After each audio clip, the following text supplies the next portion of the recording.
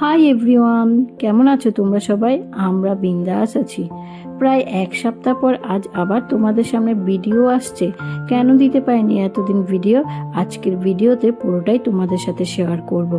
দৌড়াদৌড়ি হুড়োহুড়ি করে টুবুর জন্মদিনের প্রিপারেশন, মাঝরাতে সেলিব্রেশন থেকে জন্মদিনের দারুণ সব অ্যারেঞ্জমেন্ট, জন্মদিন স্পেশাল টুবু সোনার নতুন নতুন দুষ্টুমি। আজকের ব্লগ কিন্তু স্ক্রিপ্ট না করে পুরোটাই দেখতে হবে, কারণ ব্লগের প্রত্যেকটা পার্টে রয়েছে খুব সুন্দর আনন্দে ভরা মোমেন্ট। আশা করছি ব্লগটা দেখতে তোমাদের বেশ ভালোই লাগবে। চলো তাহলে ইন্ট্রো দিয়ে পুরো ভিডিওটা শুরু করা যাক। Hi everyone, welcome back to my channel. আশা করছি তোমরা সবাই ভালো আছো আর আমরাও ভালো আছি। আজ আবার তোমাদের সামনে চলে এসেছি নতুন আরেকটা ব্লগ নিয়ে। আর এখন ঘড়িতে বাজে রাত ওই 10:30 11টার মতো। এখন থেকে তোমাদেরকে সাথে নিয়ে আমি আমার আজকের ব্লগটা এখান থেকে স্টার্ট করছি। গত 31 জুলাই টুবু সোনার সেকেন্ড ইয়ার বার্থডে ছিল, তো সেটার প্রিপারেশন মোটামুটি আজ সকাল থেকেই কিছুটা করে রেখেছি। মানে 30 তারিখ সকাল থেকে শুরু করেছি, আরও কিছু কাজ রাতের মধ্যে সেরে রাখার চেষ্টা করছি, মানে যতটা এগিয়ে রাখা সম্ভব হয়। আমি যেরকম টুবুর জন্মদিন নিয়ে এক্সাইটেড, টুবুর বাবা আর তার সাথে সাথে টুবুর দাদার নামও কিন্তু দারুণ পরিমাণে এক্সাইটেড। ছেলের জন্মদিন উপলক্ষে মানে এই দিনের জন্য অনেক আগে থেকে ছুটির অ্যাপ্লাই করে রেখেছিল টুবুর বাবা। এই জন্মদিনের পুরো অ্যারেঞ্জমেন্ট আসলে একদিনে তো সবটা অ্যারেঞ্জ করা সম্ভব হয় না, তাই কয়েকদিন আগে থেকেই আমরা কেনাকাটা শুরু করে দিয়েছিলাম। আর সেটা অলরেডি গত ভিডিওগুলো তো তোমাদের সাথে শেয়ার করে দিয়েছি অনেকটা। আর আমি যেহেতু এইসব পার্টি অর্গানাইজ করতে একটু বেশিই পছন্দ করি, তাই আমার প্রিপারেশন অনেক আগে থেকে শুরু হয়ে যায়। আজ সকাল থেকে অনেক কিছু কেনাকাটা করে সেরে রেখেছিলাম, বাকিটা শ্বশুরবাবু করে রেখেছে। মানে জন্মদিন স্পেশাল মেনুর আইটেমগুলো জোগাড় করা অলরেডি কমপ্লিট। আর আমাদের প্রিন্স সোনার বার্থডে বলে কথা, তাই বার্থডেতে ঘরটা একটু পরিপাটি করে গুছিয়ে না রাখলেই নয়। আসলে ভেবেছিলাম বেড কভারটা না সকালবেলায় চেঞ্জ করে দেবো, তবে সকালবেলা উঠে তো আমার প্রচুর কাজ আছে।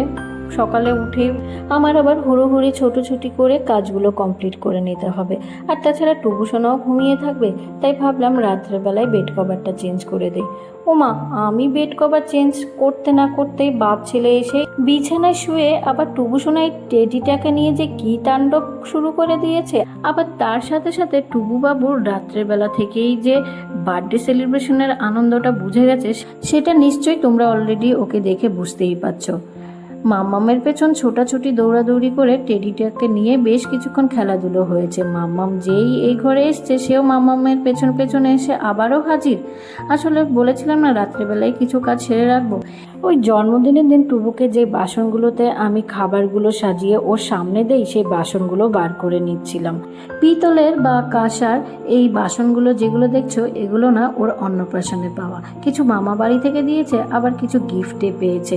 আর সিলভার কালারের যে বাটিটা দেখছো, এটা না সিলভারের বাটি, মানে রূপোর বাটি চামচ। জন্মদিনের দিন এই সিলভারের বাটিতে করে ওকে পায়েস খাওয়াই।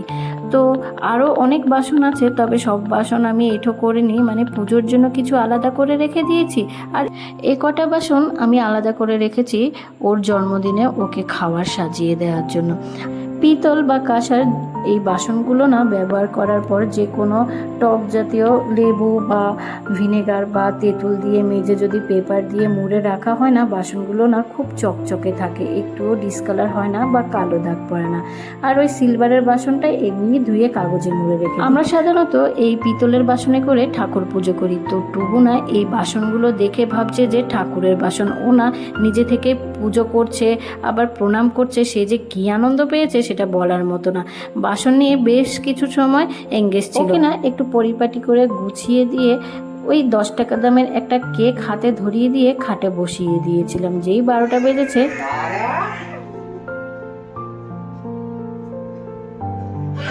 টুবু টুবু বেটা দাদা, হ্যাপি বার্থডে টু ইউ। এটা ধরো, এটা কুদো কুদো কুদো। Happy birthday to you. Happy birthday, dear Tuban. Happy birthday to you. ওটা খায় না, যেটা খাওয়ার সেটা খাও। মাঝরাতে এইসব হুড়োহুড়ি করতে করতে প্রায় 1টা নাগাদ টুবুবাবু ঘুমিয়েছিল। আমার আবার কালকে সকালেই ঘুম থেকে উঠতে হবে, জন্মদিনে প্রচুর প্রিপারেশন, প্রচুর আয়োজন করতে হবে, তাই আর কি ব্লগটা রাতে কন্টিনিউ করতে পারিনি। আমি তো সকালবেলায় ঘুম থেকে উঠে পড়েছি, আর এই যে বাপ ছেলে হাত ধরাধরি করে বেশ আরামেই ঘুমোচ্ছিল। হাজব্যান্ডের যেহেতু ছুটি ছিল তাই ও তো বাড়িতেই ছিল, তাই আর টুবুকে ঘুম থেকে তুলে নিচে আনিনি, নয়তো অন্যান্য দিনগুলোতে না ওকে আমি ঘুমন্ত অবস্থায় নিচে এনে শুইয়ে দিই। কখনো ও তখন ঘুমায়, সেই ফাঁকে কাজগুলো সেরে নেই, কখনো বা ঘুম থেকে উঠে যায়, তখন শাশুড়ি মা আর শ্বশুর বাবাই সামলায়। তো আজ আর ওকে নিচে আনতে হয়নি। তাই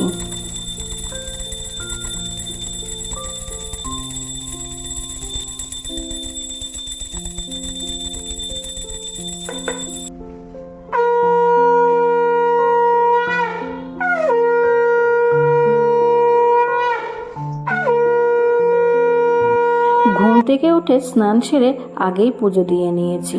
আজকের এই দিনটা যে আমাদের জীবনে এসেছে সেটা শুধুমাত্র ভগবানের আশীর্বাদে, তাই আজকের দিনটা শুরুই করেছি ভগবানের আশীর্বাদ নিয়ে। ওই প্রত্যেকটা মা যে প্রার্থনা করে থাকে, আমিও সেই প্রার্থনাই করেছি টুবুবাবুর জন্য ভগবানের কাছে।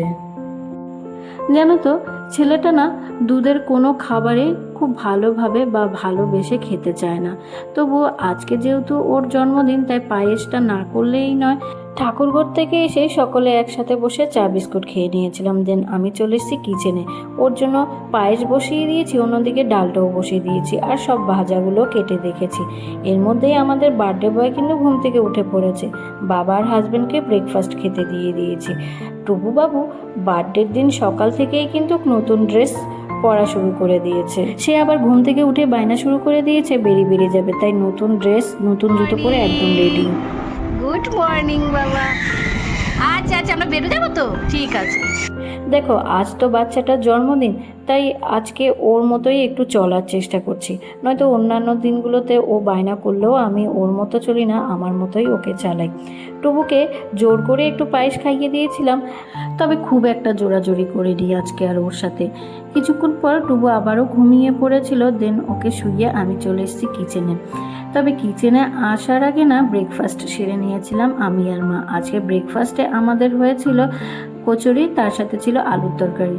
ওই টুবু না ওই আলুর তরকারি থেকে 2-1টা আলু খেয়েছিল, খুব একটা খাওয়া দাওয়া করেনি ব্রেকফাস্টে। এদিকে বার্থডে বয়ের বার্থডে স্পেশাল মেনু কিন্তু কমপ্লিট, আর আজকে আমাদের লাঞ্চের মেনুতে হয়েছে আলু বরবটি নারকল দিয়ে ভাজা, রুই মাছের ঝাল, তার সাথে ছিল টক দিয়ে মুসুর ডাল। রান্না শেষ করে রান্নাঘর ক্লিন করতে করতে টুবু বেটা ঘুম থেকে উঠে পড়েছে। ঘুম থেকে ওঠার পর প্রথমে একটু জুস খাইয়ে দিয়েছিলাম মৌসুম্বি লেবুর, দেন ওকে চান করিয়ে দিয়েছি। চান করে সে কিন্তু আরেকটা নতুন ড্রেস পরে নিয়েছে। জন্মদিনে সারা দিন জুড়েই কিন্তু নতুন নতুন ড্রেস পরছে আজ সে বায়না করলেও তাকে কিছু বলা যাবে না, কারণ ওই যে তার তো আজকে জন্মদিন।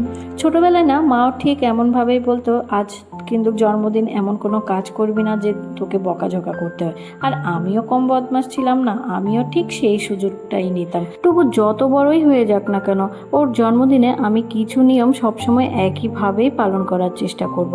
এই যে মোটামুটি আমি সমস্তটাই গুছিয়ে থালা সাজিয়ে সুন্দর করে নিয়ে চলে এসেছি, আর টুবু তো থালা সাজানো দেখে কি যে ভীষণ খুশি হয়েছে, লাফিয়ে লাফিয়ে চলে এসেছিল থালার কাছে।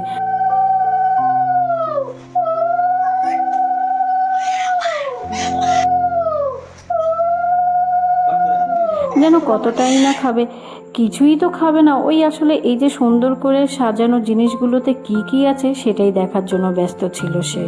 পরপর সকলে ওকে আশীর্বাদ করে একটু মিষ্টি মুখে দিয়েছিলাম, তবে সে তো মিষ্টি একদমই মুখে নেবে না। থালা সাজিয়ে ওকে খেতে দিয়েছিলাম ঠিকই, তবে সে তো আর খেতে পারে না। ওই ডাল দিয়ে চটকে মাছ খুঁটে লাস্টে খাইয়ে দিয়েছিলাম। এই দেখো, ভিডিও কন্টিনিউ করতে করতে কতক্ষণ যে ব্লগটা এতটা বড় হয়ে গেছে বুঝতেই পারিনি। এখনও তো জন্মদিনের অনেকটা শুরুই হয়নি, আর অলরেডি ব্লগটা অনেকটাই বড় হয়ে যাচ্ছে, তাই আজকে আর ব্লগটা কন্টিনিউ করব না। আর প্রথমেই তোমাদের বলেছিলাম অনেক দিন পর ভিডিও নিয়ে হাজির হয়েছি, তার কারণ না মনটা একদমই ভালো ছিল না। আসলে আমার নিজের বাড়ি মানে বাবার বাড়ি তো বাংলাদেশে, আর বাংলাদেশে এরকম অবস্থা দেখে না মনটা ভীষণ অস্থির হয়েছিল, কারণ ওখানে আমার দাদা বৌদি সকলেই তো এখনও আছে, আর বাংলাদেশে কিছু হলে না নিজের মনটাকে আর বোঝাতে পারে না। তাই অনেক কষ্টে আজকে ভিডিওটা এডিট করে শেয়ার